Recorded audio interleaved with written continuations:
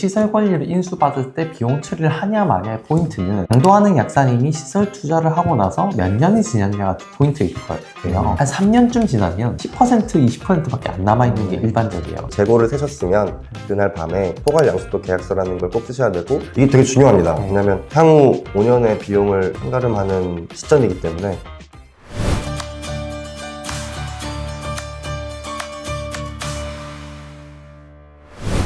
안녕하십니까. 세무회계시킴의 강민호 회계사입니다. 신림왕 회계사입니다. 네, 이번 시간에는 저번 시간에 이어서 권리금에 관련돼서 양수도에 세부적으로 좀 발생할 수 있는 다른 이슈에 대해서 좀 얘기해보는 시간을 가지도록 하겠습니다.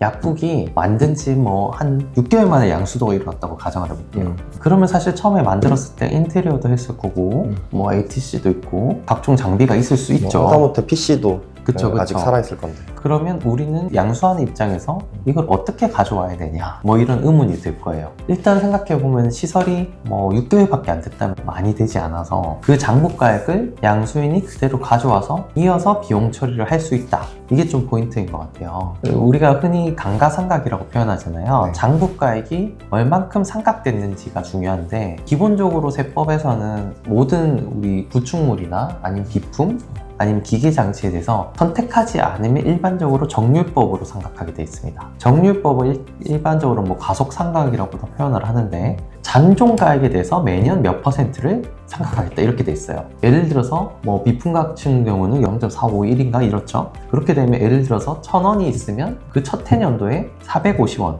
거의 450원 미리 많이 하는 거죠. 상각을 많이 하고, 그럼 450원 하고 나면 그 다음 연도에 550원이 남았는데 그 550원 남은 거에 대해서 또 0.451을 또 상각하게 됩니다. 그렇게 되니까 처음에 엄청 크게 많이 상각했다가 곡선이 이렇게 되는 그쵸. 거죠. 그 다음에 좀 덜 상각했다가 이렇게 되니까 정액법에 비해서 많이 상각이 되는 경향이 있어요. 사실 양수도에서 시설 권리를 인수받을 때 비용 처리를 하냐 마냐의 포인트는 양도하는 약사님이 시설 투자를 하고 나서 몇 년이 지났냐가 포인트일 거예요. 그러면 한 3년쯤 지나면 10% 20%밖에 안 남아있는 게 일반적이에요. 그래서 만약에 한 5년쯤 지난 약국을 양수도 하셨다. 사실상 시설 권리로 뭔가 계약서에 쓸 만한 건 없어요. 사실 없다고 봐야 돼요. 없어요. 왜냐면 세법상 장부 가치가 일반적으로 거의 없어지는 시점이고, 심지어 정액법을 선택했다 해도 5년 지나면 빵이니까. 그래서 사실 이 이슈는 양수도에서 시설과 관련된 얘기를 양도약사님하고 양수약사님이 하겠다 이랬을 때, 우리가 이걸 받아서 비용 처리를 하겠다는 포인트가 있다면 사실은 뭐 한 2년 미만인 약국을 인수할 때 나올 수 있는 이슈일 가능성이 높죠. 아니면 오래된 약국인데 최근에 ATC를 샀어요. 최근에 인테리어 리뉴얼 한번 했어요. 뭐 이런 약국이면 또 장부가액이 남을 수 있는데, 사실상 그런 게 현실적으로 잘 없죠. 설립 후 3년 이내인 약국을 양수받을 때는 별도로 시설을 잡을 수 있는지를 꼭 체크해 보셔야 된다. 뭐 인테리어나 뭐 ATC 같은 주요 시설들도 구입한 지 뭐 3년 이내에 것들이 있으면은 별도로, 어차피 권리금에는 다 포괄적으로 이미 반영이 되어 있는 것이고, 그 안에서 어떻게 놔주냐의 문제. 맞아요.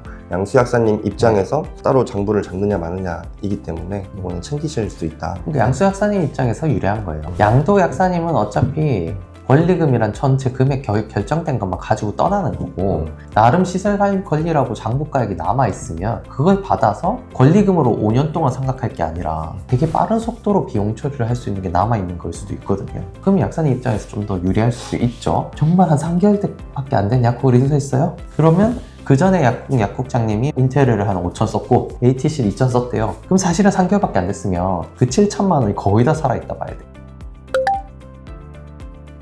일반적으로 재고를 약사님들이 사실은 정확하게 알지 못해요. 그렇기 때문에 보통은 양수도가 일어나는 마지막 영업날에 밤을 새서 세죠. 목록을 일단 다운로드 받은 다음에 실제 재고 실사를 하나하나씩 하는 거예요. 이제 셔터 못 내리고 그때부터 밤새 세는 거죠. 보통 셀 때 수량도 당연히 세야 되겠지만 매입원가가 얼마인지까지 데이터가 있으면 너무 좋을 것 같고요. 더 정확하다면 재고 실사니까 유통기한까지 기입될 수 있으면 너무 좋고, 그래서 아까 그 목록을 준비한 다음에 서로가 금액적 합의를 하게 되는데, 당연히 매입원가가 아까 전에 PQ가 정확하게 있었다면 그걸로 하면 되고, 가격 마스터가 있기는 하셔야 될 거예요. 그쵸. 그렇게 하면 되고, 전문약 빼고 나머지 금액을 총액을 분류해야 됩니다. 전문약은 부가세를 포함해야 되고 전문약 외에 나머지는 부가세를 빼야 되기 때문에 그거를 따로 구분을 해야 돼요. 부가세라는 개념을 정확하게 보자면 전문약은 조제 용역에 포함된 용역이고 나머지는 조제 용역과 상관없는 용역이기 때문에 사실 조제 용역에 포함된 건 면세라서 면세. 부가세를 환급받지 못합니다. 근데 나머지 약들은 부가세를 환급받게 돼 있어요. 그래서 양도약사님은 그때 양도하는 시점에 이미 환급받았거나 폐업할 때 최종적으로 매입을 한 거에 대해서 다 부가세를 환급받게 돼 있습니다. 그렇기 때문에 전문약에 대해서는 총액을 주는 게 맞지만 나머지 그 외의 모든 약에 대해서 나누기 1.1을 하지 않으면 이중으로 주게 된 거예요. 네. 계약서에 좀 남겨놓으시는 게 좋아요. 약을 세는 거는 진짜 돌이킬 수 없는 상황인데 이미 다 끝났는데 아 이거 부가세까지 포함해서 받으려고 하셨어요? 혹은 부가세를 빼고 주시려고 하셨어요? 이런 대화가 오기보다는 계약서에 명확하게 써놓는 게 제일 좋을 것 같습니다. 그게 원리입니다. 원칙이고 합리적인 얘기긴 한데 아무래도 이게 양도인 우위인 시장이다 보니까 약사님께서 나 모르겠고 그냥 일단 매입한 금액으로 다 줘. 뭐 이런 케이스도 저는 사실 그런 경우 되게 많이 많이 봤고 봤죠. 부가세법 상으로 그냥 금액이 왔다 갔다 하는 재고라고 봤을 때는 뭐 원칙은 당연히 빼는 게 맞아요. 빼는 게 맞고 왜냐면 넣었다 뺐다 해도 어쨌든 재고를 사서 넣는 게 약국 입장에서 그렇게 힘든 일은 아닐 수도 있어요. 맞아요. 그래서 네. 조금 이렇게 똑똑하신 약사님들 제가 봤던 사례는 1.1 안 나누기로 계약을 했을 때 그러면 최대한 반품을 치시더라고요. 반품을 쳐버린다면 본인이 양도받은 다음에 본인의 사업자 등록증으로 매입을 해서 생계산사를 받으면 양수약사님은 새로 주문하면 또 새로 환급받을 수 있으니까 뭐 그런 계약을 나중에 발견했을 때 반품을 최대한 치시더라고요.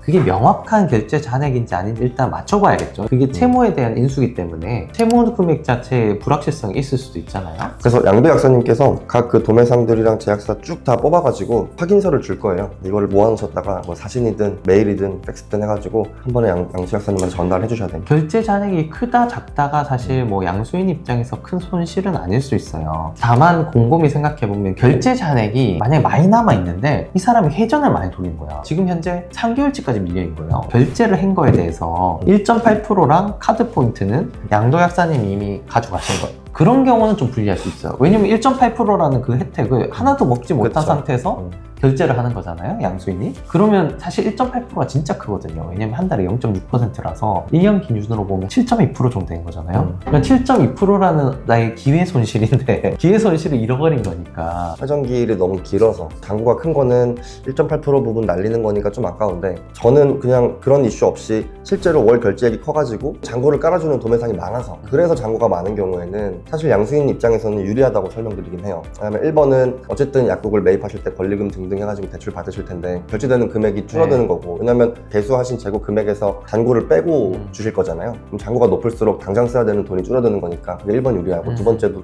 회계사님 말씀하신 것처럼 1.8%나 카드 포인트 모으면 꽤 클 거예요. 그쵸. 만약에 1억이면은 뭐 이래저래 합쳐서 막 4%가 됐다. 400만 원이니까 그래서 그거를 양수약사님이 취하실 수 있다는 것도 장점인 것 같습니다. 그래서 잔고가 너무 크다는 거를 너무 뭐 불리하다고 생각하실 필요는 전혀 없을 것 맞아요. 같아요. 그럴 필요는 없고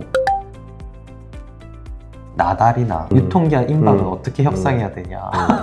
그리고 이제 사실 그거는 협의의 영역이죠. 그렇죠. 그게 너무 거대하게 많으면 이 약사님하고 얘기를 해야지. 양도 약사님 이거는 안 가져갈게요. 뺍시다. 유통기한 임박 이것도 좀 심하지 않으세요? 이게 반품도 안 되는데. 반품 안 되는 유통기한 임박은 사실 약을 했을 때 양수 약사님이 사전에 좀 미리 파악을 해놓으셔가지고 약 리스트만 받아가지고 요 약들은 내가 진짜 안 쓸 것 같은데 이 금액을 얘는 빼주면 안 되냐? 라고 그날 밤에 얘기를 하셔야 됩니다. 가끔 이런 사례가 발생해요. 왜냐면 양도약사님도 이게 얼마 남은지 모르고 있어요. 대부분 모르고 있고 나달이 몇 개 남은지 이것도 잘 모르다가 딱 그때 세는 날에 알게 되는 거예요. 근데 그게 생각보다 많은 거야. 만약에 이렇게 거래가 이루어졌어요. 그러면 그 재고에 대한 수불부 리스트가 있을 겁니다. 양수약사님은 재고 수불부를 세무대리인한테 주시면 그걸 이제 기초가액으로 저희가 잡아서 이 약국은 이 재고로 시작했다 이러면서 비용 처리가 들어가게 됩니다. 양조약사님이 약국 파시려면 그래도 한 2, 3주는 쓸 거니까 2, 3주 안에 잔고도 확인하시고 반품 안 되는 약들도 쭉 리스트업 해보시고 하는 문화가 조성됐으면 좋겠긴 하죠, 저희는. 재고를 세셨으면 그날 밤에 포괄 양수도 계약서라는 걸 꼭 쓰셔야 되고, 그 계약서에는 신고할 권리금 금액과 그리고 재고 금액, 이번에 세신 금액과, 만약에 그 중에서 반품 안 되고 유통기한 안 남은 것들, 그래서 안 받기로 협의한 금액들은 당연히 빼고 적으셔야겠죠.